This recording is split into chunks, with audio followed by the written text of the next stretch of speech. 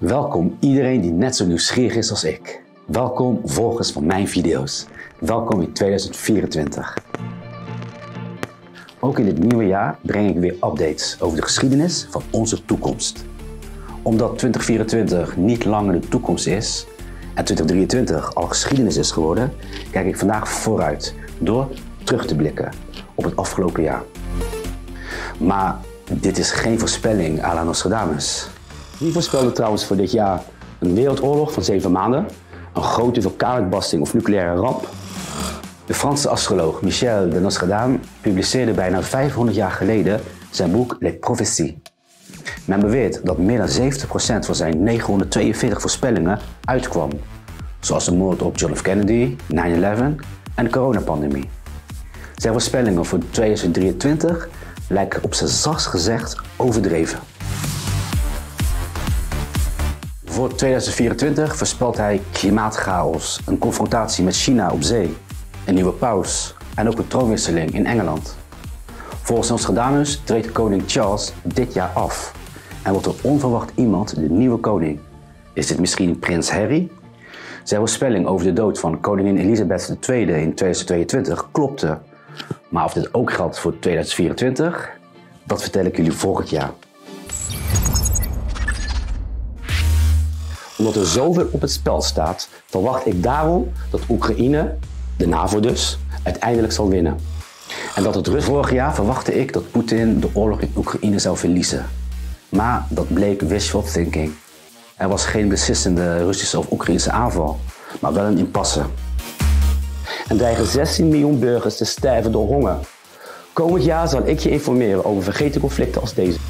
Maar het echte keerpunt voor Oekraïne was een vergeten conflict 2000 kilometer naar het zuiden. Het trok de aandacht van het westen weg van Oekraïne. Op 7 oktober viel Hamas Israël binnen, met de grootste pogrom sinds de Tweede Wereldoorlog tot gevolg. Israël is als een getraumatiseerde PTSS-patiënt en vallen de Gaza vervolgens in de hel. Onder internationale druk zullen de bombardementen dit jaar stoppen. Europa zal helpen met de wederopbouw, terwijl Hamas voorlopig is uitgeschakeld. Maar voor Israël zal dit een Pyrrhusoverwinning zijn. De Palestijnen radicaliseren en een nieuwe radicalere Hamas zal opstaan. De visie in de wereld en vooral in het Westen op het Israëlisch-Palestijnse conflict verandert, wat de druk op Israël vergroot om vrede te sluiten, dus om land terug te geven. Dit is wat ik denk dat er kan gebeuren. De situatie wordt erger en erger omdat Israëli's en Palestijnen radicaler worden. Het grootste gevaar voor 2024 is wanneer andere groepen zich ook gaan mengen in het conflict. Maar als het conflict echt te ver gaat, dan zullen de Israëli's en de Palestijnen wel beseffen dat ze serieus moeten praten over vrede.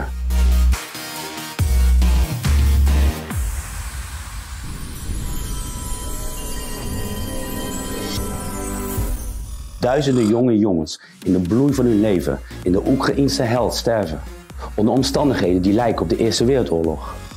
Andere voorspellingen van vorig jaar bleken wel juist. De gelijkenis met de Eerste Wereldoorlog was zelfs sterker dan in 2023.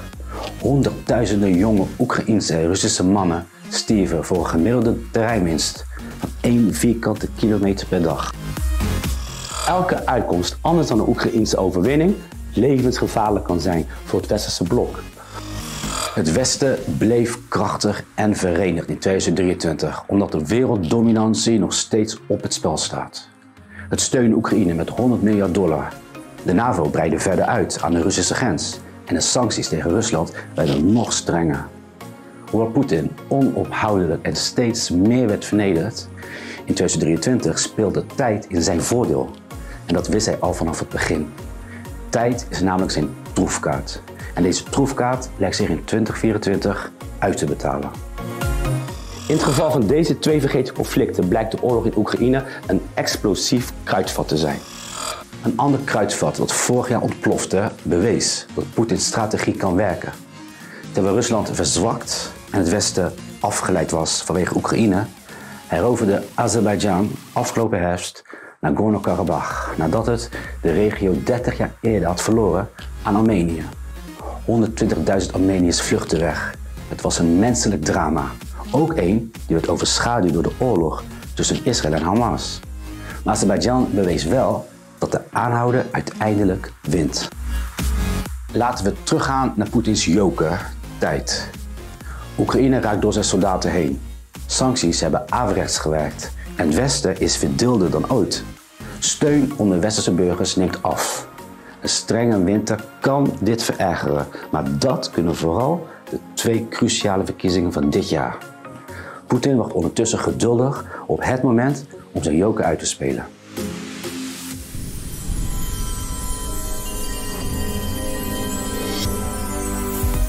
...2024 draait dus om verkiezingen. Nog nooit gingen er zoveel mensen naar de stembus. De polarisatie in het Westen is ongekend hoog, waardoor de verkiezingen van dit jaar bepalender zijn dan ooit. Welke kant gaat het Westen op? Nog meer dan ooit tevoren wordt dit bepaald door social media en kunstmatige intelligentie. In verschillende video's liet ik vorig jaar al zien hoe negatief ze kunnen zijn voor de democratie en de samenleving. X van Elon Musk gaat het zwaar krijgen in 2024, vooral door bemoeienis uit Europa en Amerika tijdens deze cruciale verkiezingen. Als Trump weer losgaat op X, zoals vanouds op Twitter, dan wordt het helemaal lastig voor Elon Musk. En één iemand zal hier heel erg van profiteren, Mark Zuckerberg. AI wordt in 2024 nog beter en nog belangrijker. Vanwege de verkiezingen willen overheden nog snelle regels maken voor AI. Om polarisatie te voorkomen, zeggen ze. Tegelijkertijd willen ze wel dat AI in eigen land blijft groeien, zodat ze internationaal kunnen blijven meedoen. Dit laatste zorgt voor een soort AI-wapenwedloop tussen de VS en China. De verkiezingen in Taiwan in januari zullen impact hebben op de relatie tussen China en het Westen. Ik verwacht een verschuiving naar radicaal rechts in Vlaanderen en Oostenrijk, net als in Nederland gebeurde. De sociaal-democratische Labour kan in Groot-Brittannië winnen, maar populistische ontevredenheid blijft daar bestaan en zal er ooit tot ontploffing komen. Maakt de EU dit jaar zo'n ontploffing mee? Bij de EU-verkiezingen in juni zullen anti-EU-populistische partijen winst boeken, wat de EU verdeelder zal maken. Helemaal omdat deze partijen vaak tegen extra steun zijn voor Oekraïne. De belangrijkste verkiezingen zijn die van de Amerikaanse president op 5 november. Het kan een thriller worden. Biden is oud en zwak. Zijn gezondheid kan alleen maar achteruit. Het zal me niet verbazen als hij uiteindelijk niet de kandidaat voor de Democraten wordt. In dat geval denk ik dat Gavin Newsom, de gouverneur van Californië, hem vervangt. Als Biden om gezondheidsredenen stopt, wordt Kamala Harris tijdelijk de eerste vrouwelijke president van Amerika. Wat dan kan gebeuren is onwerkelijk. De kans is groot dat zij als ex-officier van justitie na de verkiezingen het presidentschap moet overdragen aan Donald Trump, die op dat moment in Georgia achter tralies zit. Dit lijkt Hollywood, maar ik denk dat het een realistisch scenario is. Als Trump wint en de steun aan Oekraïne stopt en de NAVO opblaast, dan verandert alles voor Oekraïne en het Westen. Het volgende beeld zegt eigenlijk genoeg. In Russische schoolboeken staat nu al dat Trump de echte president van de Verenigde Staten is en niet Biden.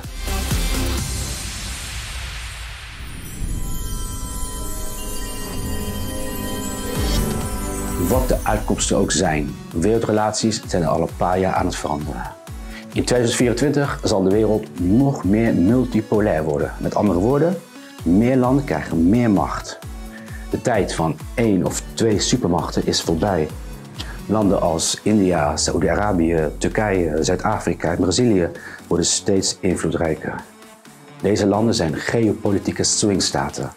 Dat betekent ze horen niet bij één groot machtsblok. Tegelijkertijd verliest het Westen zijn dominantie.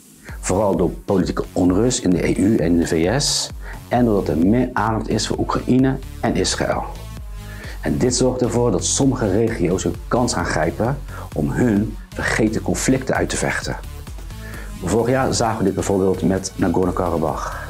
En let dit jaar vooral op in Sudan, de Sahel, Congo, Rwanda, Myanmar, Haiti, Guatemala, de Zuid-Chinese Zee en in Europa met Servië.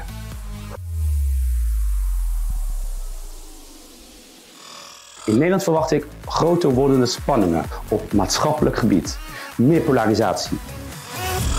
De politieke onrust en polarisatie die ik voorspelde voor Nederland en Frankrijk is uitgekomen. Ik verwacht niet veel anders voor 2024. In Nederland denk ik dat een nieuwe rechtse coalitie veel zal veranderen. Ik vind het een goede zaak dat er nu ook echt naar de boze burger wordt geluisterd. Misschien krijgen we dit jaar onze eerste vrouwelijke premier. Of komt er een verrassing? Of wordt het toch Wilders? In het laatste geval, dan vrees ik wel dat de terreurdreiging in ons land weer gaat toenemen. Ik verwacht een turbulent jaar voor Macron, dus veel protesten en stakingen. In Frankrijk is de terreurdreiging nooit verdwenen. En de Olympische Spelen in Parijs van deze zomer brengen extra risico's met zich mee. Macron is niet terughoudend met het uitroepen van een noodtoestand. Het is mogelijk zijn manier om de sluimerende onrust onder de Fransen, die ook in 2024 zal blijven, onder controle te houden. Macron heeft sinds 2022 geen meerderheid in het parlement. En dit maakt het lastig voor hem om zijn plannen door te voeren. Als hij werkloosheidsuitkeringen wil verminderen, dan kan het tot onrust leiden. Net zoals vorig jaar gebeurde vanwege de pensioenen. Maar er is ook goed nieuws voor Frankrijk. Na 2 jaar zal de Notre-Dame dit jaar volledig gerestaureerd zijn. Helaas zal de beroemde kathedraal nog niet helemaal klaar zijn tijdens de Olympische Spelen. Maar later in het jaar zal Notre-Dame er weer net zo prachtig uitzien als voor de grote brand.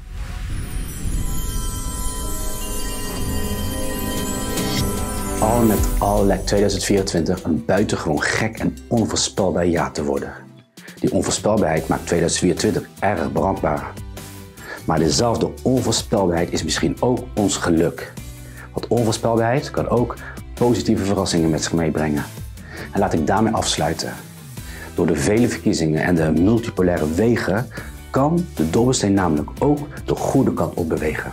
Beste kijker, wat ik voor jou wens in dit nieuwe jaar is wel voorspelbaar. Maar vind jij voorspelbaarheid na dit vooruitzicht nu ook niet net zo prettig als ik?